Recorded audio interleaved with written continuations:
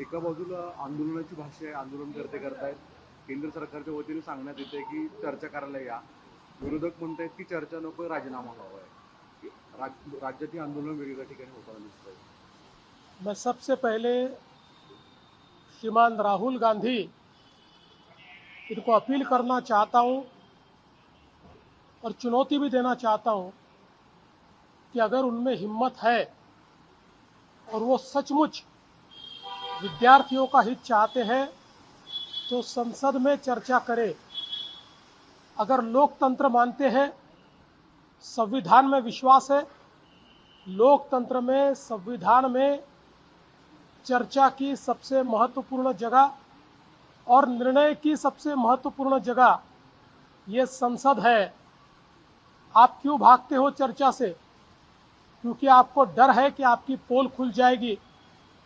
जिस प्रकार से आपके शासन में कर्नाटक में पेपर लीक हुए, जिस प्रकार से आपके शासन में तेलंगाना में पेपर लीक हुए, राजस्थान में जब आपकी सरकार थी 8 बार पेपर लीक हुए, और इतना ही नहीं तो पंजाब के आपके शासन में भी, आप पार्टी के शासन में कम से कम 3 बार पेपर लीक हुए।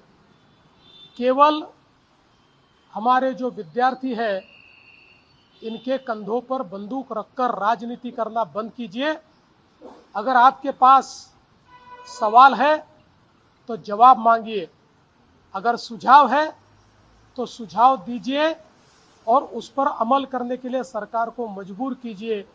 लेकिन आपको किसी भी छात्र से कोई लेन देन नहीं है, आपको कोरी राजनीति करनी है।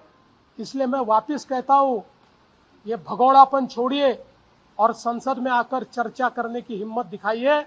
राहुल गांधी और विपक्षी नेताओं को ये चुनौती है कि आप संसद में आकर चर्चा करके दिखाइए।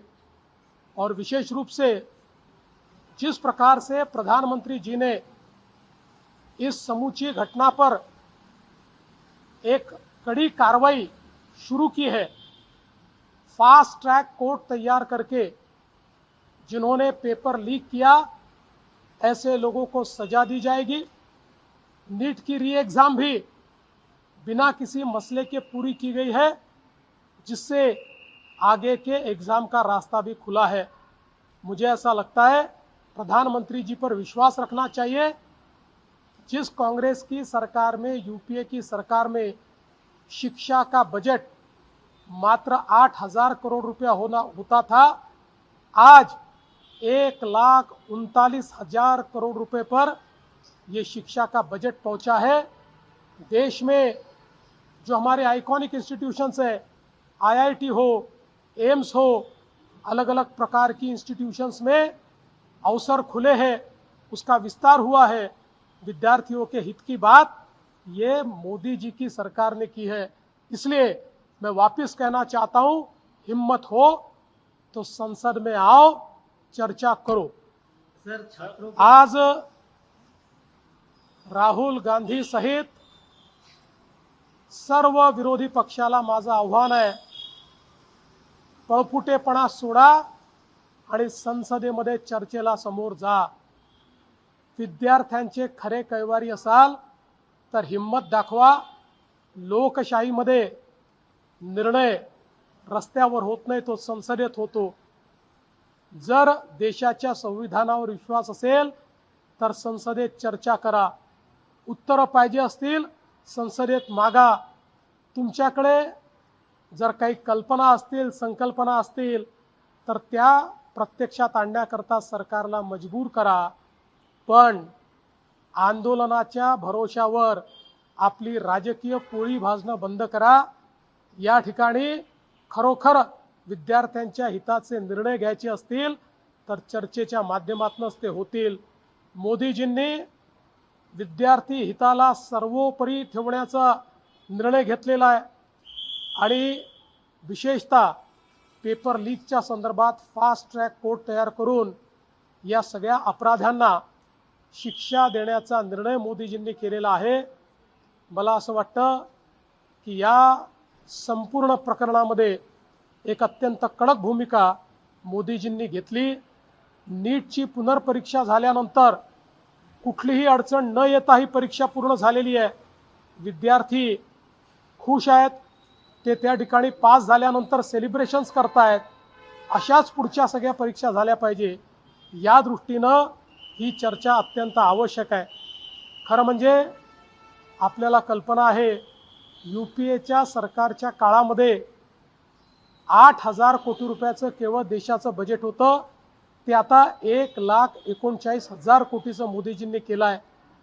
IIT असेल, एम्स असेल, सगळ्या आयकॉनिक संस्थांची संख्या वाढवली, सीट्सची संख्या वाढवली, मेडिकल एज्युकेशन, MBA, इंजिनिअरिंग या सगळ्या क्षेत्रांमध्ये नवीन संधी या विद्यार्थ्यांना मोदीजींनी उपलब्ध करून दिल्या आहेत.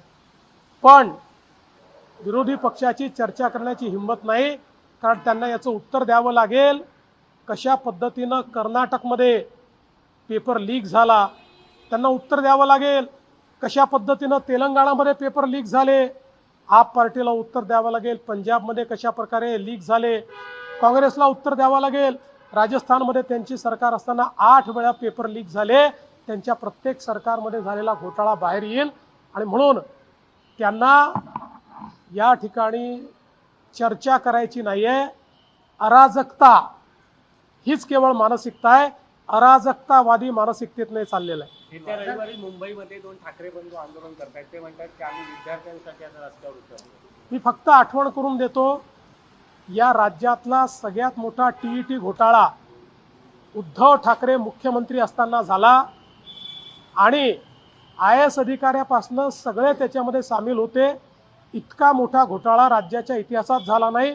एवढंच नाही तर त्यांच्या मंत्रिमंडळातल्या मंत्र्यांवर थेट आरोप लागले. त्या ठिकाणी केवळ पेपर लीकच झाला नाही, तर जे नापास होते त्यांना पास करण्याचा पराक्रम देखील त्यांच्याच काळामध्ये झाला.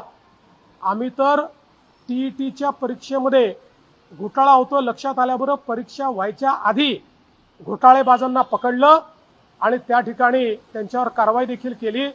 त्यामुळे आपलं ठेवायचं झाकून आणि दुसऱ्याचं पाहायचं वाकून हे बंद करा. सर, दुसरीकडे पोलिसांवर मुंबईच्या वेगवेगळे आरोप केले गेलेले आहेत.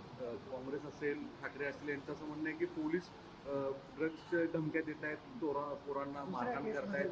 तुम्ही याची चौकशी केली, काय आहे? असा एक व्हिडिओ समोर आलेला आहे, त्याची चौकशी चालली आहे. पण चौकशी सुरू असताना त्या पोलिसावर कारवाई करण्यात आलेली आहे आणि त्याला त्या ठिकाणी पोलीस स्टेशनमधून काढण्यात आलेलं आहे आणि चौकशी चाललेली आहे. अनेक ठिकाणी पोलिसांवर सुद्धा मोठ्या प्रमाणामध्ये मारहाणीचे व्हिडिओ समोर येत आहेत. याच्यामध्ये राज्यात सुद्धा दुर्दैवाने काही लोक या आंदोलनामध्ये ज्या प्रकारे दगडफेक करत होते, पोलिसांवर हल्ला करत होते, मला असं वाटतं की ते कुठल्याही पद्धतीनं विद्यार्थ्यांच्या मागणीकरता आलेले नव्हते. तर या आंदोलनाचा फायदा घेऊन आपल्याला अराजकता कशी तयार करता येईल या मानसिकतेचे लोक तिथे होते. अशा पद्धतीची काही मंडळी त्या ठिकाणी वागत होती. मला असं वाटतं की जे आंदोलन करतायत त्यांनीही अशा प्रवृत्तीकडे लक्ष दिलं पाहिजे. सर, ठाकरे ब्रदर्स छात्रों के पीछे खड़े और कह रहे हैं कि इस आंदोलन को हम बड़ी ताकत से आगे बढ़ाएंगे. देखिए, वो केवल अपनी पार्टी का अस्तित्व ढूंढ रहे हैं. उनकी पार्टी की जमीन छूट गई है. उनको लगता है इस आंदोलन के माध्यम से उस जमीन को वो वापस तलाशेंगे.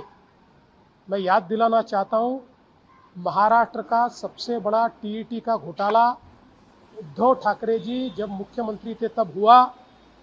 उसमें कई लोग लिप्त पाए गए, उनके मंत्री भी लिप्त पाए गए. इतना ही नहीं तो उनके काल में हमने ये भी देखा कि पीछे से रिजल्ट में मार्क्स बढ़ाकर रिजल्ट चेंज करके और लोगों को पास किया गया. अब किस मुंह से वे यहाँ पर इस बात के लिए बात कर रहे हैं? ये केवल राजनीतिक जुमला है. मुंबई की बात करें तो कुछ वीडियो मुंबई पुलिस के वायरल किए जा रहे हैं और ये कहा जा रहा है कि पुलिस दूसरे मामलों में विद्यार्थियों के फंसाने की बात कर रही ताकि वो प्रोटेस्ट करने सड़कों पे न हो. एक वीडियो सामने आया है जो बिल्कुल गलत है. हम उसकी निंदा करते हैं. तुरंत उसके ऊपर कार्रवाई की गई है और पूरे मामले की सत्यता की जांच चल रही है. राजनेताओं के बाद अब कुछ सेलिब्रिटी सड़कों पे उतर रहे हैं छात्रों के कंधे पर पैर रखकर. जिससे हंगामा और बढ़ रहा है? देखिए, मैं इतना ही कहना चाहता हूँ, हो सकता है कि कुछ सेलिब्रिटीज़ बहुत अच्छे मन से उतर रहे हो, पर कई सेलिब्रिटीज़ ऐसा भी ध्यान में आ रहा है कि रील बनाने के लिए या फिर एक प्रकार से ये आंदोलन चल रहा है तो इसके कंधे पर चलकर हम कैसी पॉपुलैरिटी ले पाए, इसका भी प्रयास करें। सब प्रकार की प्रवृत्ति होती है, कोई खराब होता है, कोई ठीक होता है। मोदी यांनी पवारांच्या भेटीला राज ठाकरे जंतर मंतर म्हणतात, काय करायचं? जेव्हापासनं राज ठाकरे आणि पवार साहेबांमध्ये अंतर वाढलं तेव्हापासनं त्यांना सगळं जंतर मंतर दिसतं.